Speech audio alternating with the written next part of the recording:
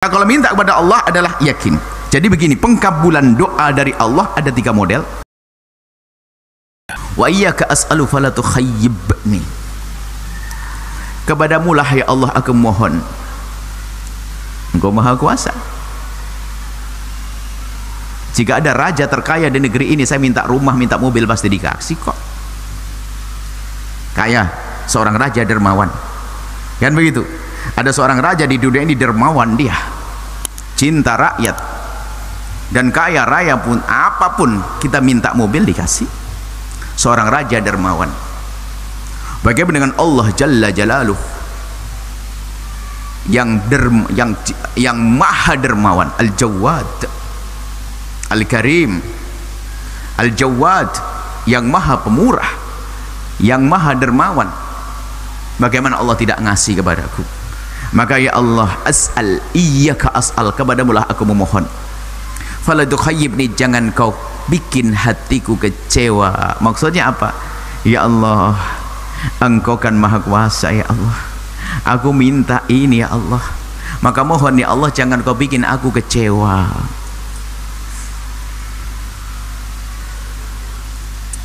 Nah, dan tidak akan kecewa kalau orang sadar makna as'alu, aku mohon kepada Allah. Tidak akan kecewa, tidak akan kecewa kalau dia paham. Bagaimana kok dia tidak akan kecewa? Coba, di saat ia minta kepada Allah sesuatu, dia yakin bahwasanya permintaan kepada Allah itu dengan keyakinan, ya, hanya minta kepada Allah dengan keyakinan bahwa Allah sudah berjanji loh ya, ud'uni astajib lakum. Jika engkau meminta kepadaku, niscaya akan aku kabul untuk kalian. Akan tapi di sini harus disadari dengan benar bahwasanya apa sih makna ud'uni, memohon kepada Allah. Memohon kepada Allah zat yang maha agung. Pertama adalah menyadari kelemahan kita. Benar-benar menyadari kelemahan kita di hadapan Allah, menyadari agungnya Allah. Kemudian di dalam kita memohon pun harus punya adab, tata krama, memenuhi syarat-syaratnya sehingga disebut sebagai doa. Kalau tidak, mana mungkin disebut doa? Oh, enggak memenuhi syarat-syarat doa. Setelah itu mengatakan mana tidak ada kabul doaku. Wong doanya aja enggak benar. Anda saja kalau minta kepada seseorang, kepada ayah, sambil minta, ya minta duit, tapi kepalanya melengkos ke sana, kira-kira dikasih enggak? Ya minta duit ya. Hei, mau kamu kesini nak? Oh iya pak, ya. Ngarah ayah, enggak punya adab. Sebagai seorang manusia dengan manusia saja tidak adab, menjadi sebab tidak dikabul karena tidak punya adab. Maka adab berdoa ada sendiri, adabnya menghadap ke kiblat dengan ini, menggunakan adab yang sempurna kepada Allah, menyadari dirinya seorang hamba. Kemudian khusnudon, Allah bakal memberi. Lagi kita buat contoh dengan manusia. Lah kalau kita minta kepada manusia, Anda orang kaya, Anda biasa dermawan, ada orang fakir minta kepada Anda, kan mesti Anda kasih kan? Cuman dia tuh begini, alah modelnya nggak kira ngasih, gituin dulu, enak enggak kira-kira? Baru sudah minta, Pak mintalah, cuman modalnya ente tidak bisa ngasih ke saya, ini kan suudon. Bagaimana dengan Allah yang tahu hati kita? Maka kalau minta kepada Allah yang serius, yakin khusnudan, Allah akan mengabul. Setelah kita menyadari kelemahan kita di hadapan Allah Subhanahu wa taala, memenuhi as'al, iyyaka as'al, mohon kepada Allah.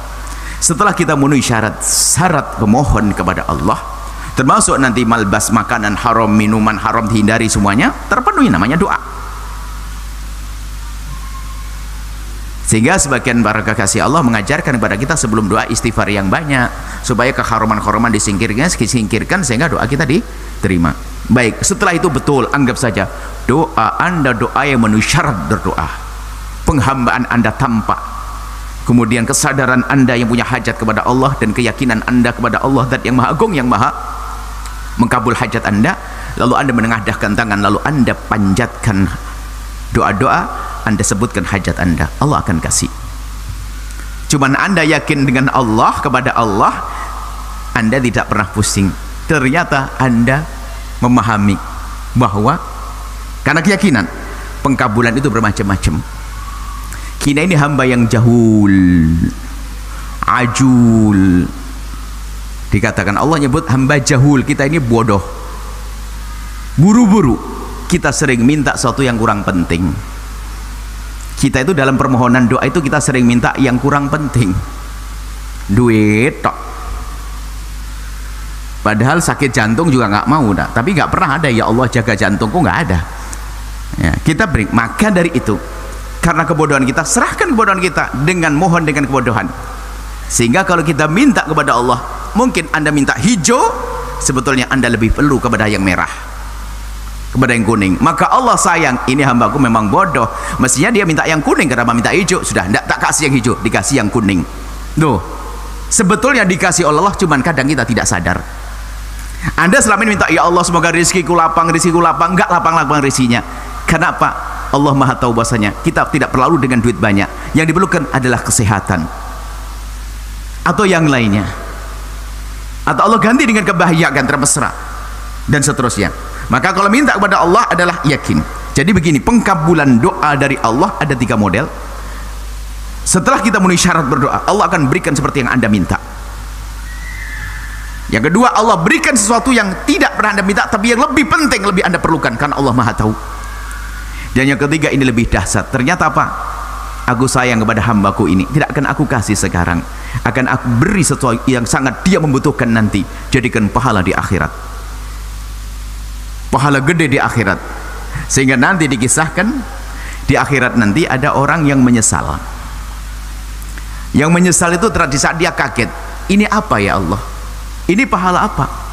Ini pahala doamu dulu yang belum aku kabul di dunia. Oh, kalau begini ya Allah, kenapa doaku kok tidak kau tolak saja semua di dunia, biar aku kabul di akhirat saja, gitu kan?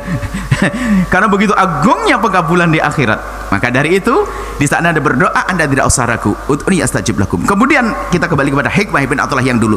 Berdoa itu seharusnya bagi orang beriman, jangan dijadikan sarana untuk menggapai tujuan, tapi jadikan doa itu ada bagian daripada ibadah Anda, mukhul ibadah. Sebab kalau doa itu sarana, setelah sampai ditinggal, kan begitu, sampan dilepas, sarana. Tapi ahli Allah yang kenal Allah menjadikan doa itu adalah tujuan, bukan sarana. Kalau sarana setelah dapat duit, ya ini biasanya kita kan sarana waktu mau ujian dulu kan, suka belajar, setelah ujian nggak tibiritan lagi, nggak doa lagi. Wah, bukan semua ujian, apalagi mau daftar PNS, itu doa setiap hari wiritan. Wah, setelah dapat lupa. Karena apa? Doanya sarana, bukan doa sebagai tujuan. Dan ini iyyaka as'al fala tukhayyibni. Nah, kemudian fala tukhayyib, tidak akan Allah sia-siakan kalau kita serius dalam berdoa dan mengerti pengkabulan doa. Bi fadlika arghabu fala tuhrimni, ya Allah, aku mengharap karunia darimu, maka jangan kau jauhkan aku dari karuniamu.